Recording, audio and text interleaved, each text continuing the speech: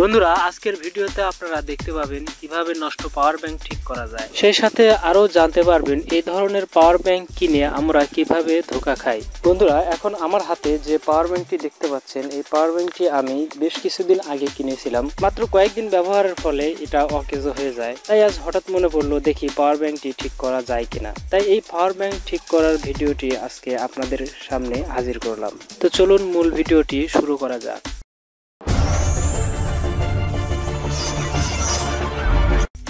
প্রথমে আমরা পাওয়ার ব্যাংকটি অন করার চেষ্টা করব। তো বাটন চেপে ধরে রাখার পরেও পাওয়ার ব্যাংকটি অন হচ্ছে না। এটার ফিটিংসে কোনো প্রকার স্ক্রু ব্যবহার করা হয়নি, তাই এটাকে চাকু জাতীয় কোনো কিছু দিয়ে এভাবে খুব সহজেই খুলে ফেলা যাবে। তো বন্ধুরা, খোলার পরে দেখতে পাচ্ছি যে এখানে ব্যাটারির পরিবর্তে গ্লাস ব্যবহার করা হয়েছে। গ্লাসটি আমি খুলে নিচ্ছি এবং এইখানে ছোট্ট একটি ব্যাটারি ব্যবহার করা হয়েছে এবং ব্যাটারির নিচে আবারও আরেকটি গ্লাস। তো গ্লাস ব্যবহার করার মূল উদ্দেশ্য হচ্ছে এই পাওয়ার ব্যাংকটি আসলে হাতে নিলে বোঝা যাবে যে এটা অনেক ভারী। মনে হতে পারে যে এখানে অনেক ভালো মানের ব্যাটারি এবং 2 থেকে 3টি ব্যাটারি হয়তো ব্যবহার করা হয়েছে, কিন্তু আসলে খোলার পরে দেখা যাচ্ছে যে এখানে শুধু গ্লাস এবং এখানে একটি ব্যাটারি আছে, সেটাও অনেক পুরাতন। দেখতেই পাচ্ছেন ব্যাটারিটি কি অবস্থা। তো এই পর্যায়ে আমি এই সার্কিটের সঙ্গে একটি মোবাইল চার্জার লাগিয়ে দেখব সার্কিটটি ঠিক আছে কিনা। তো লাগানোর পরে দেখা যাচ্ছে যে সার্কিটে আলো জ্বলছে, অর্থাৎ ব্যাটারিটি চার্জ হচ্ছে। এখন দেখব যে এই ব্যাটারিটি ঠিক আছে কিনা। তো দেখার জন্য ব্যাটারিটি আমরা খুলে মাল্টিমিটার দিয়ে চেক করে দেখব ব্যাটারিটি ঠিক আছে কিনা। তো মাল্টিমিটারে পরীক্ষা করে দেখা যাচ্ছে যে এটা 3.5-এর উপরে যায় না। যদি ব্যাটারিটি 3.5-এর উপরে যাইতো তাহলে আমরা এই ব্যাটারিটি ব্যবহার করতে পারতাম। অর্থাৎ 3.5 ভোল্ট কোনো ব্যাটারিতে থাকলে সেটা আমরা ভালো ব্যাটারি হিসেবে ধরে নেই। বন্ধুরা, এখন আমরা যদি এই পাওয়ার ব্যাংকের স্থায়িত্ব বাড়াতে চাই তাহলে আমাদেরকে অবশ্যই ভালো মানের ব্যাটারি ব্যবহার করতে হবে। তো আমি এখানে এই 3টা লিথিয়াম ব্যাটারি ব্যবহার করব এবং এই ব্যাটারিগুলো আমি সিরিজ কানেকশন না দিয়ে প্যারালাল কানেকশন করব।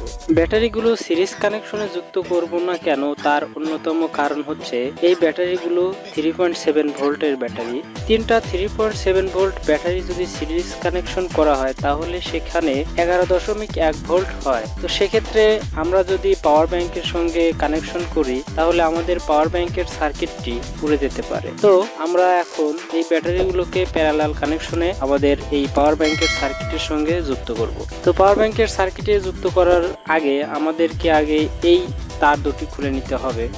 তো আমি এই তার দুটি খুলে ফেললাম। এখন ব্যাটারি পজিটিভে আমি লাল তার এবং ব্যাটারি নেগেটিভে আমি কালো তারটি লাগিয়ে দেব।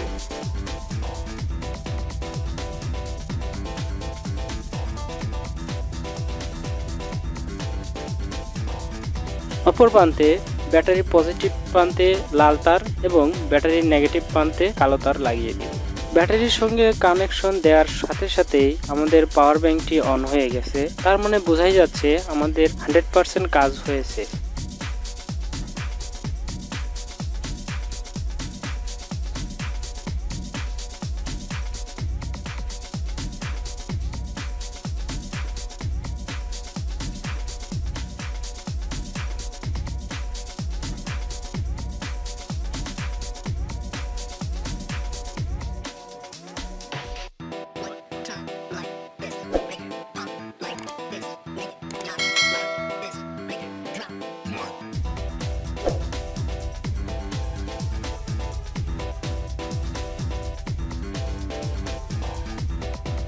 তো বন্ধুরা, এখন আমরা এটাকে মোবাইল চার্জে দিয়ে পরীক্ষা করে দেখব আসলে আমাদের পাওয়ার ব্যাংকটি 100% ওকে হয়েছে কিনা।